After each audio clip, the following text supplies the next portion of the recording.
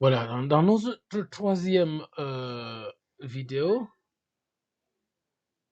ce qu'on a fait, c'était d'enregistrer les articles.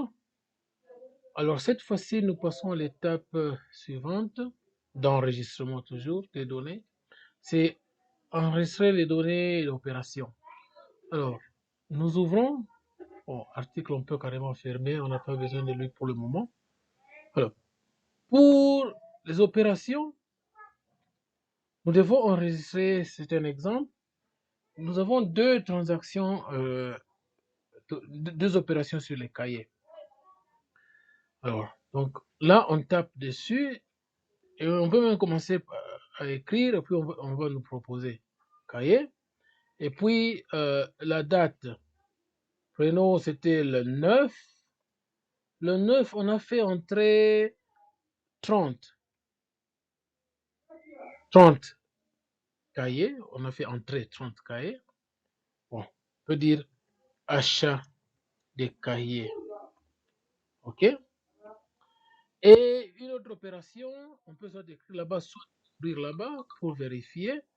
Toujours cahier. Alors là, on dira, peut-être c'était le 11, on a fait entrer 10 cahiers. OK? Achat des cahiers. Voilà.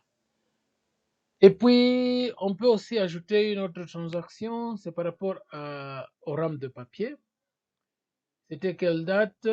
C'était le 11 toujours, prenons le 11. Là, on a fait entrer combien? Juste 5. Juste 5. Voilà, et on dira achat de RAM de papier. OK? Et on s'arrête un peu là et on enregistre cette information. Si nous quittons et nous allons sur article, et que nous développons là, le plus là-bas, on peut voir les opérations qui concernent les cahiers là au-dessus, les opérations du 10, 30 cahiers achetés, les opérations du 11, 10 cahiers achetés. On peut aussi voir l'autre opération sur rames de papier, on dit 5, la quantité, 5 rames de papier. Vous voyez donc, comme les tables sont liées, on peut voir, à partir de l'autre, on peut voir l'opération qui le concerne. Alors, imaginons à ce niveau-ci qu'on se dise, enregistrons une opération. Cette fois-ci, c'est l'opération de sortie des deux rames de papier. Alors, au lieu de rentrer au niveau de l'opération, ici même, on peut écrire, puisque nous sommes sous rame de papier, là-bas. Là, on peut dire le 12.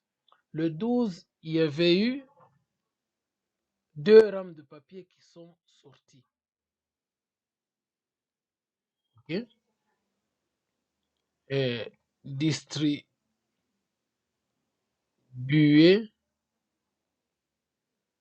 euh, au secrétariat. Secrétariat. OK? Ah, je sais pas si j'ai déplacé l'accent. Bon, ça va. Voilà. J'enregistre. Alors, si je ferme ça et que je rentre à l'opération, voilà, on sait voir les deux sorties. Vous voyez, à ce niveau-ci, nous pouvons bien sûr enregistrer l'opération là, tout comme là-bas. Alors, si nous sommes ici au niveau de l'opération, vous voyez cette colonne ici d'articles, c'est champ article. Mais si nous sommes du côté d'article, si nous sommes du côté d'article et que nous développons par exemple là, on ne voit pas le champ article. Champ article n'est pas visible puisque c'est de lui qu'il s'agit. Si on introduisait par exemple là, il y avait, bon, c'était le 13, on avait acheté 10, 10, ok, achat de latte. OK? Du coup, automatiquement, comme c'est sous lat, cela veut dire que le champ article là-bas, ça sera effectivement lat. OK? On ferme et puis on va vérifier sur opération. Voilà, c'est lat. Ouais. Là, on n'a pas besoin de faire, de réécrire article tel. Article. Parce que quand en réécrivant comme ça, on risque d'écrire avec des erreurs et du coup, ça devient plusieurs articles. Par exemple, cahier, j'ai oublié de mettre i là-bas, j'écris cahier.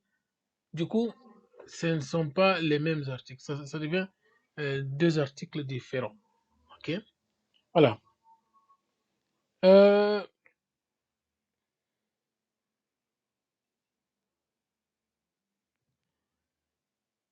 voilà. À ce niveau-ci, avant que l'on ne parte loin, on va aussi voir cette relation aussi entre article et opération.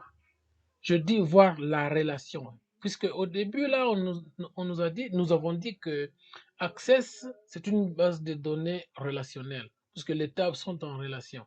Alors, allons voir là-bas. Si nous allons sur Database Tools, nous pouvons voir là-bas Relationship, c'est relations. Et c'est la même chose même lorsque une table est ouverte, on peut voir là, si nous allons sur table, on peut voir relation. OK? Voilà. Allons voir ce qu'il y a. Bon, fermons d'abord celui-ci. Allons voir de quoi il s'agit.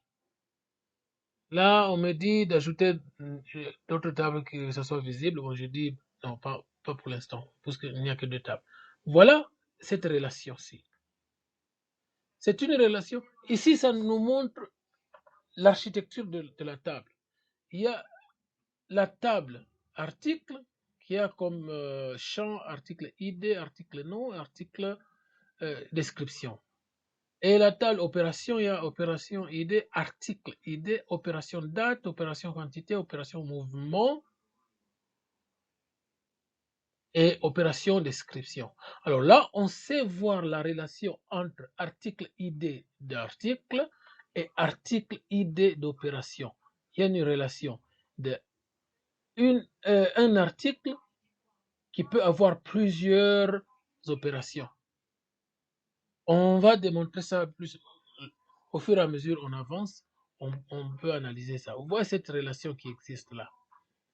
C'est de cette relation dont on parle.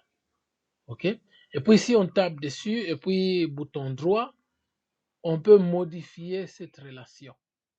Là, on nous dit article ID dans article, article ID dans opération.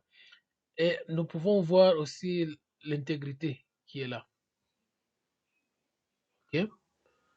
Là, on ne va rien changer, on laisse tel que c'est. Ouais. C'est ici où je voulais vous montrer cette relation-là qu'il y a entre les deux tables. C'est pourquoi lorsqu'on est sous article, on peut voir les opérations appartenant à cet article. Et lorsqu'on est sous opération, on peut avoir une liste déroulante des articles. Et j'enregistre, même si je n'ai rien modifié. OK? C'est dans cette vidéo, c'est à ce niveau-ci où on va rester puisque nous devons ajouter autre chose, puisque nous sommes en train d'évoluer. Comme on évolue, on aura toujours à modifier euh, plusieurs choses. Et c'est de cette manière qu'on va évoluer. Je vous laisse le temps d'essayer un peu d'analyser. Voilà, article là-bas avec la structure ici. Voilà. Donc, chaque fois lorsque on clique là-bas, on sait voir. Il y a plusieurs choses qu'on peut faire ici, même des validations, des règles de validation, tout ça, pour que si quelqu'un écrit quelque chose qu'il ne doit pas écrire là-dedans, il doit y avoir un texte qui lui dit non, c'est pas ça. Mais pour le moment, je laisse simple, comme cette vidéo, c'est à l'intention des, des débutants. Je ne veux pas aller avec des histoires qui vont compliquer beaucoup de choses. Alors, nous allons rester aussi simple que possible pour bien avancer. Nous sommes d'abord en train de parler des tables. Ces tables sont directement liées à la base des données elle-même. Donc, on touche à ces tables, on touche à la structure même de la base des données. Lorsqu'on va terminer tout ça, on passera maintenant à Query Wizard, à des formulaires, tout ça, même à des rapports, tout ça. Mais pour l'instant, on ne va pas voir tout ça aussi longtemps qu'on a encore des difficultés là. C'est pourquoi on va d'abord se concentrer là-bas, voir comment structurer les tables, comment ajouter, modifier même une table si on y a ajouté quelque chose et puis on se rend compte on a oublié d'autres champs, comment est-ce qu'on peut ajouter ces champs-là et comment est-ce qu'on peut se rassurer que l'ajout ou le changement de tel champ ne peut pas affecter les données déjà disponibles. Donc, c'est à ce niveau-ci qu'on va analyser tout ça et c'est après on va passer à d'autres aspects.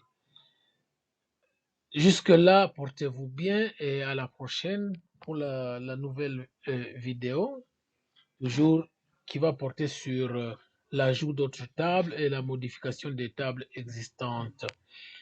Merci et à la prochaine.